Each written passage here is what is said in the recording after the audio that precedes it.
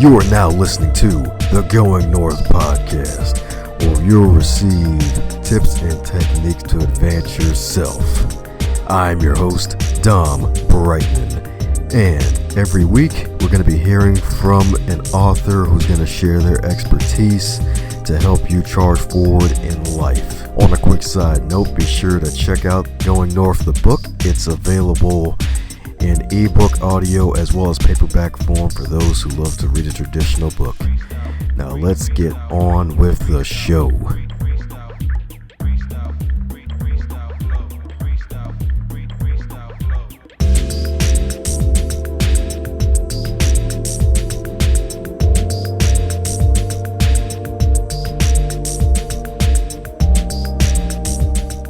And today on the Going North podcast, we have, you guessed it, another author. And I'm pretty excited about this one. This wonderful author right here has more than 40 years of experience as a successful lawyer in Birmingham, Michigan. And that's a little suburb outside of Detroit. And she's faced a lot of family demands that brought her back to Marlin, Indiana. And it was there, after limiting her legal practice to a minimum, that she elected to focus on her book that had been long incubating.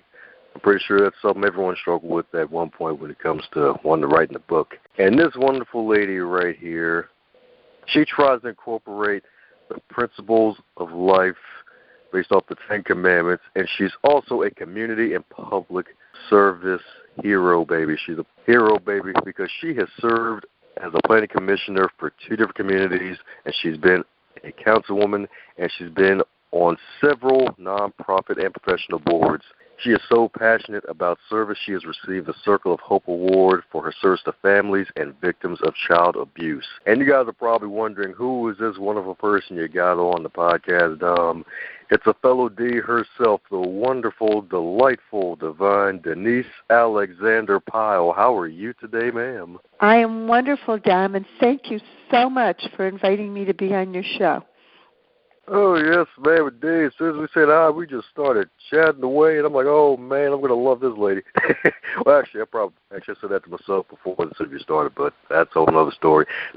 So again, the gaps from things I may have missed with the introduction. Other than Marion, Indiana, no, it's good. My husband was from here, so after a lifetime in Michigan, here I am in a small town with a big heart. Woohoo! That's right. And with your wonderful book, The Power of 10, A Guide to Living the 10 Commandments in Modern Times, really, really good stuff, tried and true, number 10. So why'd you write the book? Well, I started the book in 2010 over several weekends, and it came out as a long sermon. And my husband was in Florida. He was already retired. I was still practicing in Michigan. And it sat there. I gave a few copies out to some friends to read and get their input, but it really needed to edit. And I guess I needed some additional life experience to add to it too. There's always magic in timing.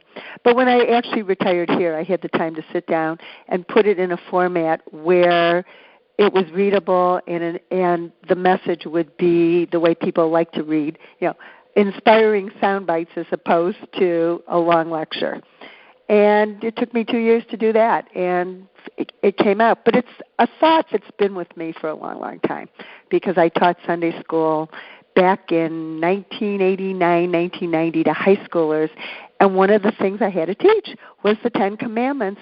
But when you're teaching it to high schoolers, you apply it to modern issues and the discussion left an imprint in me, because I began seeing how the 10 Commandments really apply today, not in just the biblical way, but on so many layers.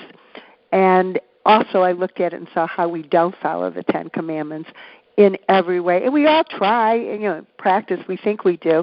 But if you look at the applications, you see so many places we would just fix the planet if we just kept it simple. And that was the purpose of the book. Very good. Let's keep it simple, because things are still complex nowadays with technology advancing and just the power of the smartphones bringing the zombie apocalypse early, with folks just staring at their phones and losing the art of conversation and communication, and it's great that you're coming from an approach like, hey, it's simple. Well, I think, it's people are detached, and yet they're crying for spirituality. That's what's missing, this feeling to be connected, but they're looking for it in all the wrong places. And unfortunately, when you get into the wrong places, darkness pervades. That's why we have such a big addiction issue in this country right now. It's that detachment. And if you go back to the first commandment, it's the whole thing is your body is a temple. You honor it, and you honor it by what you put in it. Love of yourself. And, I have like 2 words for each commandment and then the golden rule, because I'm going to make a commitment deck cards, so people can just anchor the thought into their day-to-day life. And for the first commandment, it's love and respect. I am the Lord your God. And that's really it. It's loving your God, yourself, and each other. But when you love yourself, you also have to respect, because we all have boundaries. That's true, too. That's very true. Kind of like the bubbles. Well, as I say in my book, I am is not me. And people are fixated on the me and not the I am. It's about our connectedness with the whole, not as beautiful strands woven together. Not this strand is more important than the next strand, and I'm the center of the universe. Yeah, that's true, because there's other people on the planet too. Well, yeah, and if you're God, they're God too. So guess what? It means we all have to come together to find how we balance. It's all about balance, really. At the end of the day, it's how you mix good, the dark and the light in each of us. We all have a shadow side. None of us are perfect. And the 10 Commandments were designed to how to teach how to choose light over dark, good over evil. And that was really what it was, because it's easy to fall into the mundane of the earth and lose sight of the godliness of us all. And these were the rules, how you choose. If you have a question, where does it fall within the 10 Commandments? And you choose based on that. And it has to do with when you kill, it's not killing a person, although it's the only thing. How about killing dreams, killing spirit, the words we say, the effect they have on somebody else's, whole demeanor?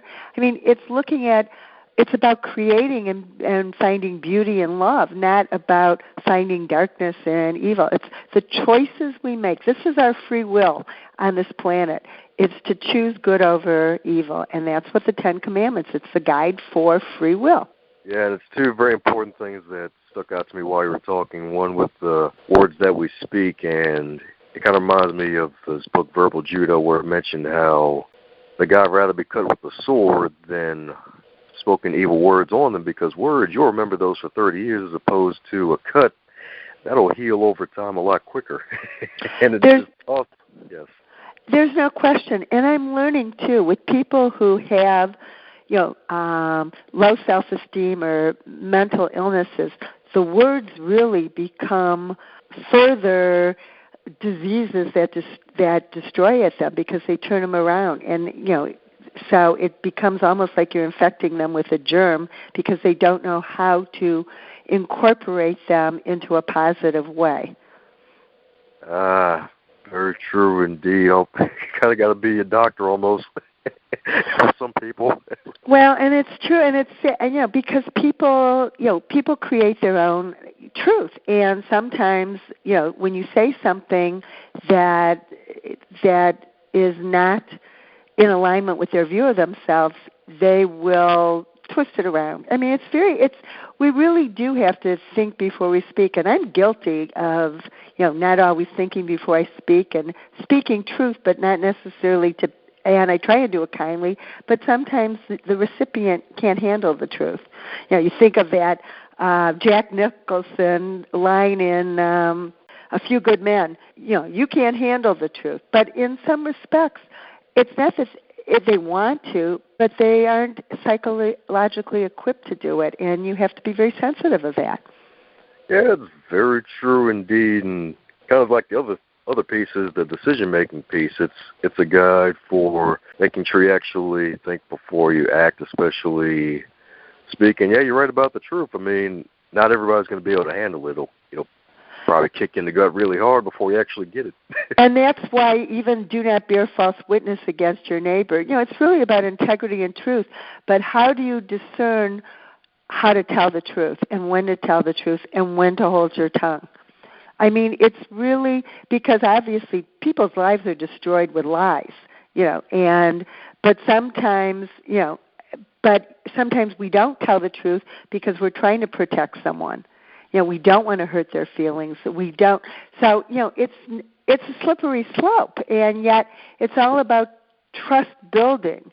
And if you can't build trust because, people don't believe what you're telling them, it's how do you find a way to say, be positive without, being dishonest.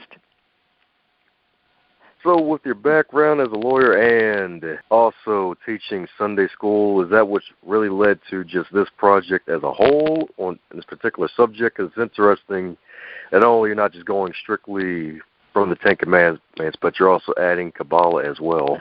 Well, there's a few things. First of all, since I was 14, being the inquisitive mind and a student of the Twilight Zone and Rod Serling, given in my generation, I've always been interested in the unseen and knowledge of the universe and how it works, and believing that as large as the universe is, we can't be the only intelligent life out there. It just defies my imagination anyway. So I've been seeking since I was 14. Unfortunately, when I was 14, they sent me in the wrong places, so I would wind up in the Occult Book of the Month Club instead of the metaphysical philosophers of prior times, although, I got a little Edgar Casey in there.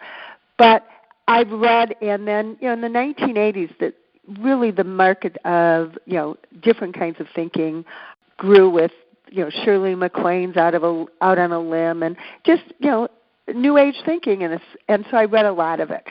But I started seeing a big picture. But I was raised Jewish, so I have the Judeo-Christian background, and I studied Kabbalah in 2000 for your listeners. And Kabbalah is an ancient Jewish wisdom that explains the eternal laws of how spiritual energy moves through the cosmos. It really is quantum physics, but explained in the religious background. I mean, the Hebrew letters themselves have vibrations and themselves have special meanings that go into it. But there's a depiction of the tree of life, and that's depicted on my book cover, divided in half. And there's 10 spheres on the tree of life. Each of them represents an attribute of man as you descend from heaven to earth. And I look at the 10 Commandments, and as you go through them, the highest commandment is heaven, I'm the Lord your God.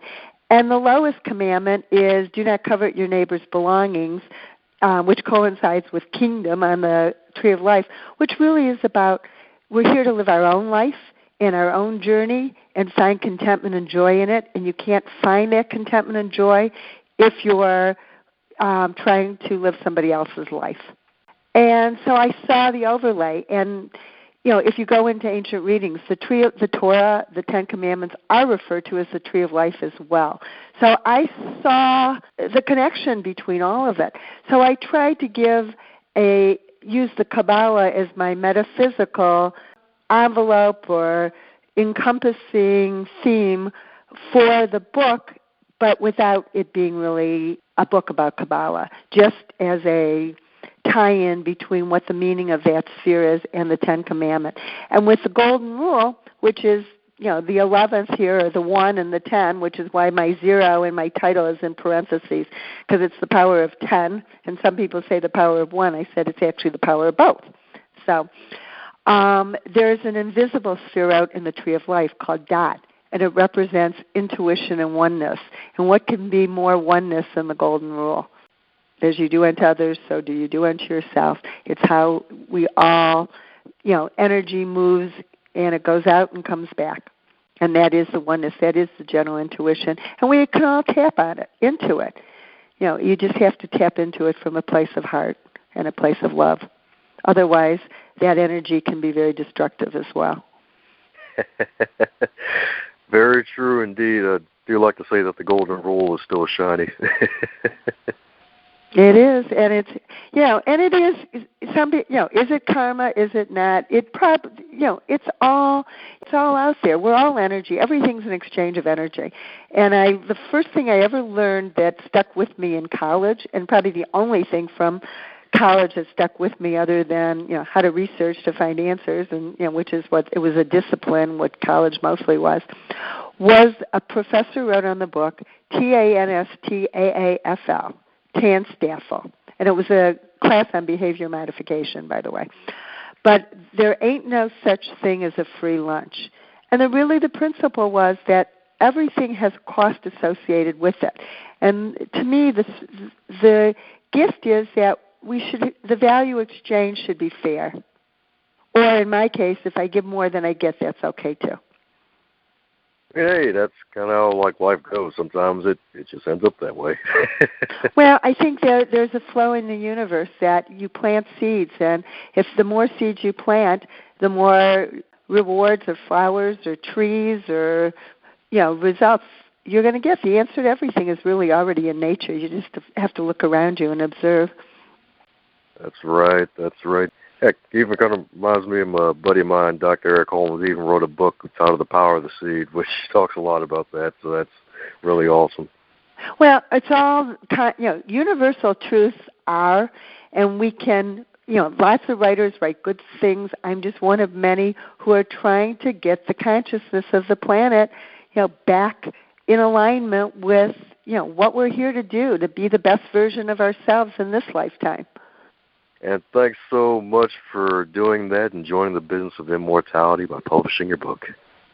Thank you. And then speaking of book, you actually painted the cover of your book. It's really awesome that you actually did that.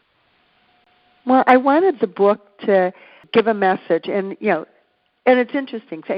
Some people might think it's a little juvenile in its drawing or not professional looking, but it really is the Old Testament showing the Kabbalah. The top half, the Tree of Life, the top 5, which depicts the top 5 commandments on the left side as you're looking at the book. On the right side, you see the design of the lower half. But if you look inside, there's a Star of David on the left side and a cross on the right side, in addition to the Sphirot, which also coincide with chakras if you want to really get into some more metaphysical aspects. But it's to show we're all one. But to me, since the Kabbalah represents a metaphysical structure, that is the spiritualism that applies to all of us. So it's trying to give a message that this book is written. It doesn't matter what your religious beliefs are. They're the universal truths that apply to the structure of the universe and how we're supposed to live our life.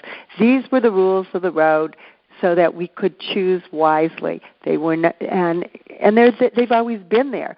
We just don't see them on the levels that we see them, and need to see them. I mean, thou shalt not steal. It's really about justice and charity, and and basically that is, people say, well, I wouldn't take something that belongs to somebody else, but it's not just, we sometimes steal an idea without, it's about asking permission in a lot of respects. But we also are in a society of hoarding, and we are out of balance because as a lawyer, I can tell you the laws are written to institutionalize people taking something that doesn't belong to them. And I've watched it over 40 years. I see it in the context of divorce settlements where judges can't do equitable distribution anymore based upon what's fair. And you see it in the way our societies, the economic disparity. There's not value necessarily being exchanged for what people are receiving. Yep. My own opinion is if you look at a stream, if the stream is allowed to flow, everybody can drink from it. But if somebody dams it and keeps it for themselves, whatever's down the stream dies. Unless you're like a beaver. When a beaver dams a stream, all the animals move around the stream that becomes a lake and you have a village. If you're going to dam the river, you better make a village and be able to let everybody else still be able to benefit. And that's what's lacking in our society. And I don't mean it from a political viewpoint because I look at it in a balance. you should be rewarded for your efforts. And if you do more, there's nothing wrong with receiving more. But it's got to be fair in relationship to that. You're not keeping it from somebody else having their opportunity to create and receive as well. Again, that's the respect for the boundaries of others. There needs to be, we can't create a game of Monopoly where winner takes all. And that's really what's been happening because we're not in alignment with the Ten Commandments. Yeah, then that'll just lead to everybody being mad at the person at the top. Well, no, if you look at history, that's why there are revolutions. And eventually, the pendulum goes back and forth. The Ten Commandments were designed to try and keep you in balance so that you wouldn't have to have the pendulum go from one extreme to another. Yep, that's true, because you don't want everybody going ultra extreme and then folks losing their minds and trying to find them all over again. Well, and that's it. And and I see extremes of any kind are dangerous.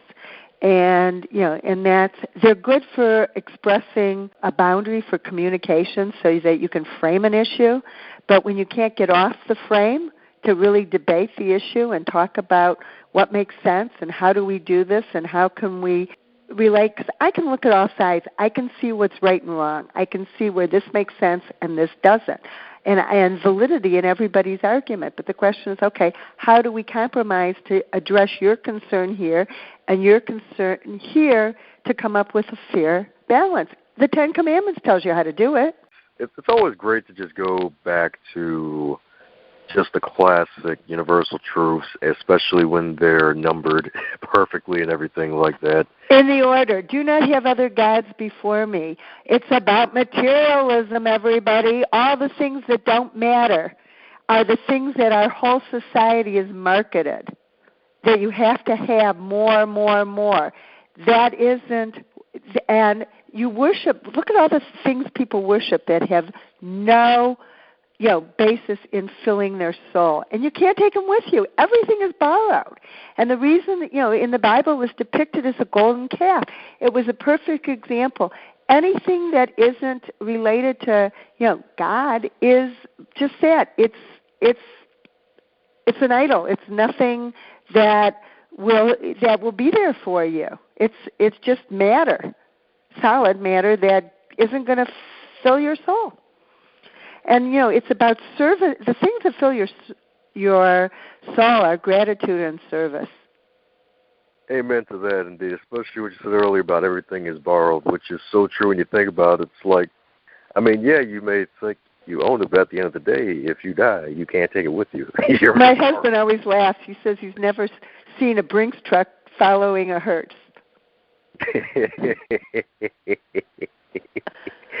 Oh, man. That's his thing. But, and the other thing is life is short. It is so short. That was the only thing I got out of law school. I had a professor who used to say, class, take a note. There's only one thing if you take out of my class. Life is short. In other words, we're here for a very short time in the scheme of everything. We have to make it count.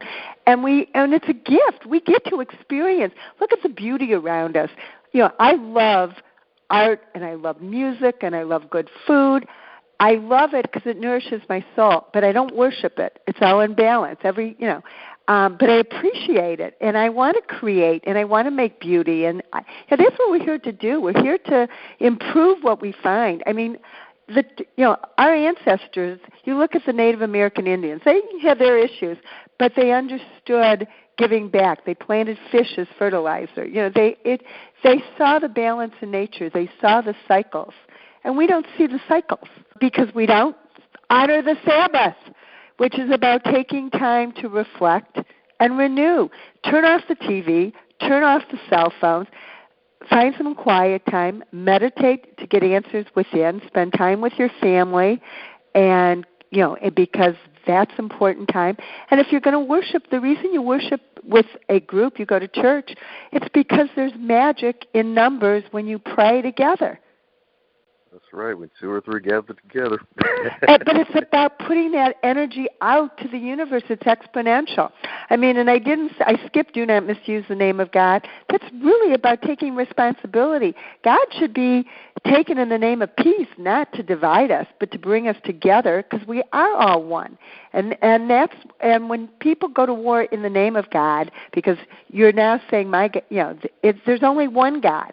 We're all under that one God. We're all part of the God. We should be coming together, not warring with one another. And we have to take responsibility for that. Yeah, so and these are the things that I see. I mean, and it goes down in an perfect order as you go from God to when you choose against things that are tied to the earth, you stay light, you stay in love, you stay illuminated, and you go down through it.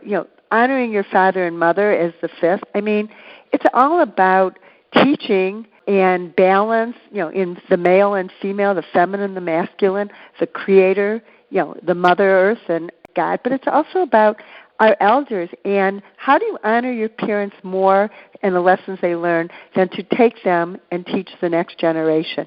Honor them by being the best teacher and parent you can be and learning the lessons they have to. And when they aren't so honorable, focusing on what the problem is and, forgiving them, but also, incorporating it in a positive way. But you have to do it balanced. It's mother and father because people tend to go from one extreme again to the other. You see that, but the sins of the parent are revisited on the children. So it's how do we break the cycle? So much in that commandment. So much indeed, so much indeed.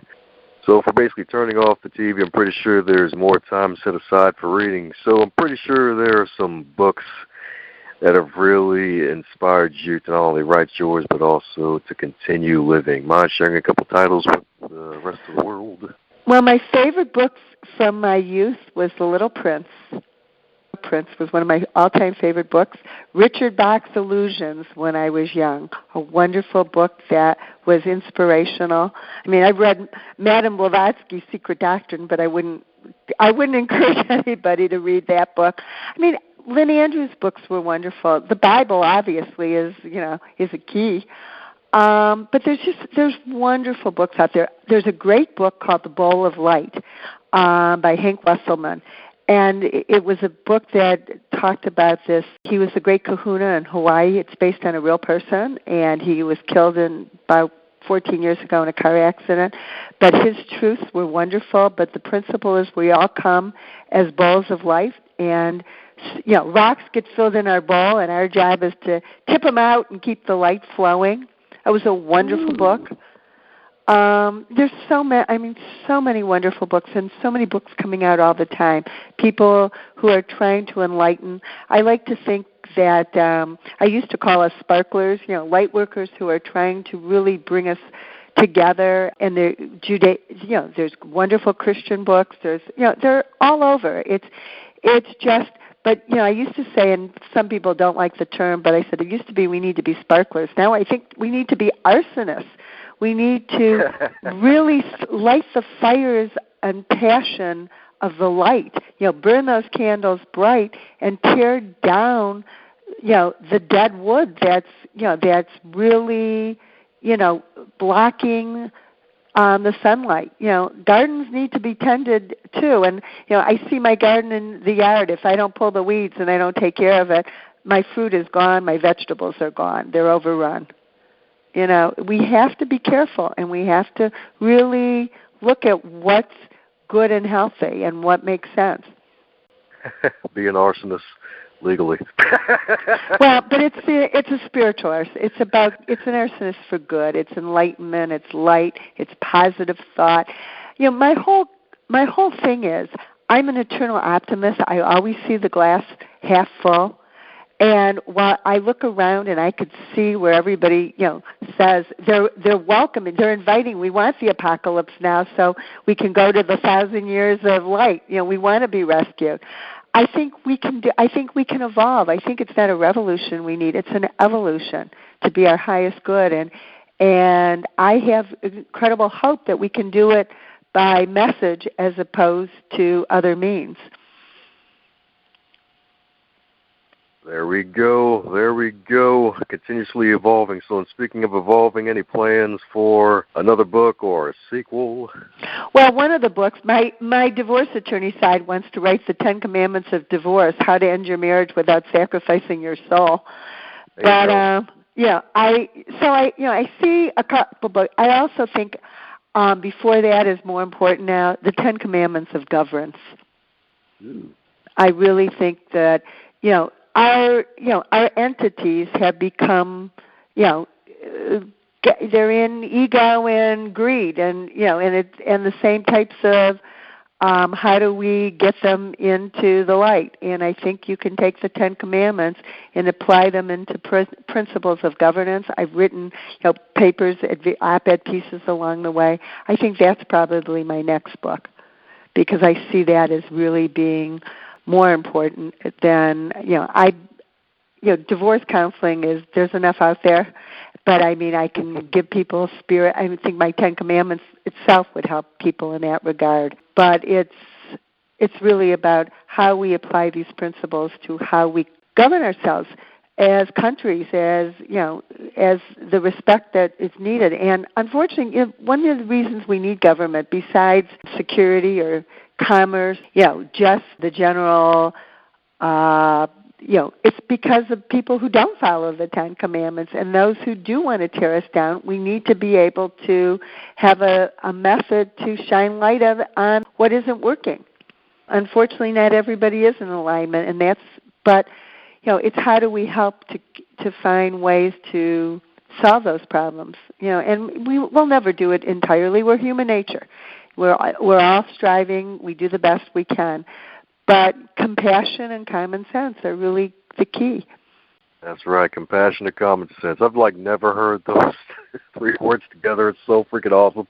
Well, I put on my Facebook page about 3-4 weeks ago, compassion and common sense. Now that's something we can all agree on. But that's really what you're hearing. People want value for, I don't mind paying taxes, but I don't like what the government does with my money on a number of ways. And I might not agree with someone else on where they think the money should be spent, but that's where compassion and common sense. But I was always the person who believed in charity and public service. So the question is, for some people, they do it on their own. When is it the role of government? When is it the role of person? I mean, these are debates that need to be done. When does the church come in? I mean, and these are honest discussions that how do we encourage, how do we create, how do we teach people to be self-sufficient and not dependent? I mean, I grew up outside the Detroit area. I've seen tons of money given to a city and not be put into the programs that could fix the city. They talked about 25 years ago empowerment zones, but they never did them. They gave the block grant. It's because the money got deflected to individuals, and it's not the program itself. It's people who are committed to making things work that matter, teaching people how to do things. And you start with a block, and you go from there. And you give people the ability to see that they are capable, that they can create something good and be rewarded for it. And we've taken away that incentive in so many places. To me, it's education, teaching, is where money should be spent, not hand-ups, not handouts. But there are people that will never be able to go there, and that's where, to me, real charity was designed. You go back to the Bible. If you made money, you were to employ more people. In other words, that's why the smart one in the family who knew how to be productive, then their brothers, their sisters, their nieces, their nephews, all worked for them. But they didn't get it for free. They worked. But the people the lepers, the sick, you left the corners of your field, the gleaners, because those people really couldn't do for themselves. That was the charity. And we don't have the balance of seeing, where we have a responsibility to create value so people feel valuable, and where you have to help. It's, again, compassionate common sense. Beautiful indeed, beautiful indeed. So with all the value that you've gained over the years, let's say you became 25 instantly tomorrow in the current year of 2018, but you get to keep all of your knowledge and experience. What advice would you give to yourself? I would be a little more discerning in some of my decisions I made, But I can actually honestly look at my life and say all my mistakes were lessons that were good, and they imprinted on my soul. But I've always intuitively, followed my gut, followed my instinct, and try to be the best I could be. And that's really just do the best you can with what you have and seek the things that give you passion and joy and love. Do what there's an old saying, do what you love and the money will follow. Everybody has their special gifts, and you have to use those gifts that you've learned you have and put them to work in service and in joy. Beautiful indeed, beautiful indeed. So for those who want to keep up with all the wonderful joy that you bring to the world, how can we keep in touch with you? DeniseAlexanderPyle.com, and my last name is spelled Pyle, like Gomer Pyle. And I'm there. My book, The Power of 10, A Guide to Living the 10 Commandments and the Golden Rule in Modern Times. You can find me on Facebook right now as well. I have a Facebook page, and I have a like page for my book. And I'm working, because I'm a dinosaur, my social media skills are a work in progress. So I have a blog. I'm probably going to add another Facebook page that's a little more so I can separate my family from my positive messages, I hope, but I keep trying to post them. And I've been trying to share my podcast so people know what I'm about. But I really want people to read the book and share it, because I think that it has a wonderful message that will, if it got around and took off, would really shift the planet, because I think that's why I was told to write the book. Woohoo! And glad you did. I was able to read parts of the book myself, plan on finishing it. Myself, I highlighted a bunch of stuff, even took some notes, which is freaking awesome. So go on ahead and buy multiple copies of the book and share with your friends and your family. Heck, even share with your cat. You know what? It's this weekend. I was at a book signing locally, and a group of women came. A couple of them bought books. They've created a study group to study my book and talk about it in a discussion group. I told them I would love to come in and participate at least at one of the sessions with them if they had questions. But that was the highest honor that they felt that there was enough in there that it became a study group.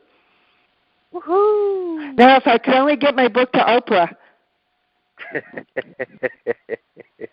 She would eat this up too. That's the great part. I think you know what? I really believe she would love the book. She has a show on Sunday mornings, and she had some spiritual writers and authors, and my sister happened to watch it. I was on my way to the market when my sister said, "Are you home to watch Oprah tonight?" And my sister said, "Oh my God, she would love your book, because it would resonate with everything she's about in the way it's depicted." So anybody out there, if you know Oprah and you want to share my book, because I got the Spirited Woman award this week as a top 12 summer Spirited Woman pick, and maybe that's something she looks at. I don't know. Because right now I'm self-promoting until I have a publisher picks it up, or because I really haven't tried to sell it to a literary agent. I kind of sort of have some. I'm doing what I can by doing these interviews, but it's a learning process for me, because I always marketed myself as, in what I did as an attorney, and my reputation brought me business, not, my marketing. Woohoo! All righty, folks, not only buy the book, also share it. It's been a joy having you today, Denise. Thank you so much. It's a joy talking to you. You are so inspirational, and I wish you the best, and keep out there spreading your messages. Oh, yep, spreading it like butter on toast. Very good. Hey there, buddy. Looks like you made it to the end of this episode. Since you made it to the end of this episode, do both of us a favor and stop being greedy. Stop it right now and share this episode with your friends and your fellow podcast lovers, especially those who have book clubs and want to listen to the authors who write some amazing books. Be sure to check out the rest of the backlog too while you're at it, and share all those too.